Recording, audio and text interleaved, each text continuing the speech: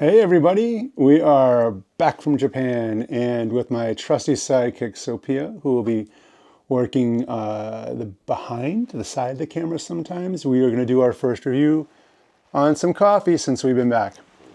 So to start everything off, let me just reiterate, if you have not already seen my other reviews or you don't know anything about Japan, it is extremely expensive, like ridiculously expensive. So everything over there costs a lot of money. Everything from the hotel rooms to the food, it's expensive. So when I'm going to do the next few coffee reviews on things in Japan, you will hear me go on about that. So without further ado, when I decided to go to Japan, one of the places I picked was Okinawa. Why Okinawa? Well, because it is the only place in Japan, one of the only places in Japan that produces coffee. So I thought, wow, crossover episode, that big bearded American tourist and coffee break with Drake goes to Okinawa to visit one of the coffee plantations. So that was the original thought. I couldn't do too much organizing ahead of time because they don't really speak English and it's very difficult to get in touch with them. There's actually a few different locations and a few different coffee farms. So I didn't do a lot of research ahead of time. There was just nothing I could do. So when I got there, I just picked one that was basically closest and seemed to be good, had good reviews and stuff like that. What I settled on was the Nakayama Coffee Farm, which is a beautiful little privately owned coffee farm in Okinawa. And what I'm going to go over and explain and the coffee I'm going to review is important if you want to learn anything about Japanese coffee production in Japan and my experience there. So let's get right down to it. I'm going to be doing a review on the coffee I purchased there. This is from Okinawa, and I will go into the specifics in a second, but if you take a close look, you'll understand right off the bat why I'm like, it might not be worth going to Okinawa to visit the coffee farms.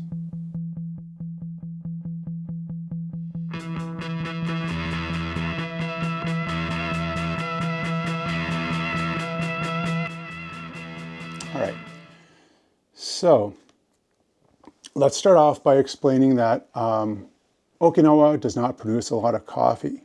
So in my quest to go to different locations and try different coffees in their original environment, I was very excited to get to try Japanese coffee. Japanese coffee is not like well known. And there's a reason for it. Again, it's only produced in very few areas, one of which being Okinawa. So we traveled to, as I mentioned, the Nakayama Coffee Farm. And it is a beautiful little location. We pulled up, we were the only ones there at first. That changed pretty quickly. It was a kind of an odd thing because it was in the middle of nowhere.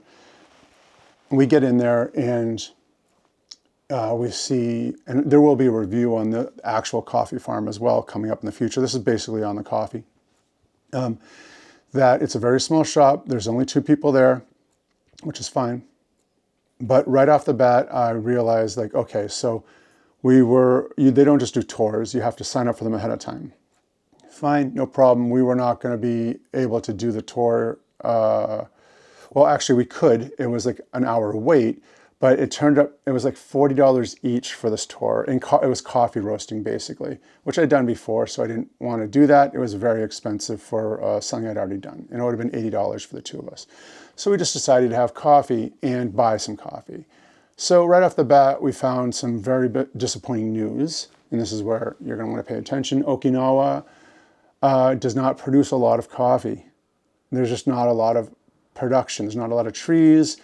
The weather, I guess, isn't always favorable. So this last year, and potentially maybe even beyond the year, it does not do a lot of coffee production. So that is not necessarily problematic, but because they're trying to sell their coffee, they blend it with other coffees, which again, I don't want the blend. I want the straight up Okinawa coffee so I can sample it and taste it.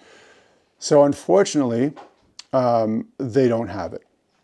I was not able to sample a cup of just Okinawa coffee, and I was not able to buy any Okinawa coffee. I couldn't even like barter with them and say, hey, what if I paid you extra? I want to just try. There was just no way to do it, at least at this place, and I think it's standard across the entire Okinawa island. So what I got here was the best I could find. It is billed as Okinawa coffee, light taste, Umikaji, natural process, and the region is Okinawa, Japan. But they also put in Ethiopia, Colombia, and Rwanda. So it's like, what? It's not exactly Japanese. So we're going to give this a try, and hopefully we'll be able to pick out some notes from Japan. I don't know. I mean, we tried the other coffees. We'll see. I doubt it. But this is roasted on May 15th, 2025. So it's a recent roast. To save some time in my coffee reviews, I'm going to try doing what I just did now and pre-grind and pre-make the coffee. So it's just ready to go and cooled down just a little bit. It smells very, very nice, as it should. Now, before we do this, let's go into cost. Dude, this is stupid expensive. This is only 100 grams, which works out to 3 and change ounces. And this costs almost $17. So what this means is every ounce of this is 4.7 ounces, and I can $4.7, which is stupid, super stupid. That's super stupid expensive for coffee. Not even worth it when you're considering the fact if you're just trying to get the Okinawa coffee. I could get a blend anywhere. Who cares? So $4.74 as of today per ounce for this coffee. And 100 grams does not get you a lot. This is only be about 3 or 4 cups at most. So let's go into, oh, look at this. It's a Hello Kitty mug. How sweet. Smells very nice. Again, I drink my coffee black to try to get the full effect. So here we go.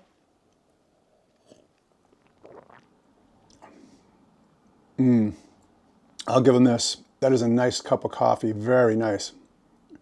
Fruity. It's a little earthy. Light roast. No, very fruity, and there's no bitterness to it. They did a good job with this blend. I'm not getting any like sour. Well, a little bit of sour on the aftertaste. Not really any bitterness because it's not really a heavily roasted coffee. Very fruity.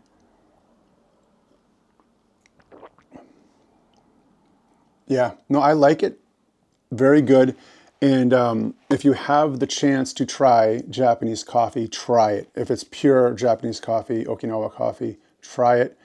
Because it's very rare and hard to find, as far as I could tell, if it's just being marketed as Okinawa. You might be able to go into a coffee shop and buy it, but I would be 100% sure and ask if it's a blend or not. You're going to have a hard time with these in Japan. They don't really speak a lot of English in the shops, so you have to be careful about that. But as far as the Nakayama Coffee Farm light taste Umikaji, which is very specific and obviously only relevant specifically if you're going to go to Okinawa, to the specific place. But the natural process from Okinawa, Ethiopia, Colombia, Rwanda blend is very good. Very expensive, not a daily drinker, and I'm not going to recommend it for that reason. But if you go there, you go to the island, and you're able to get a light Okinawa blend, definitely go for it. It's a rare opportunity to go to places that don't do heavy production and aren't well known for their coffees and get to try their coffees is a rare treat. All that being said, I would have done my Japanese tour differently if I had known this ahead of time, which we'll go into more in other things. I based Okinawa almost 100% on 75% on the fact we get to go to a coffee plantation tour, which we didn't end up getting to do, and that we get to try pure Okinawa coffee, which we didn't end up getting to do either. So all that being said, I'm Drake.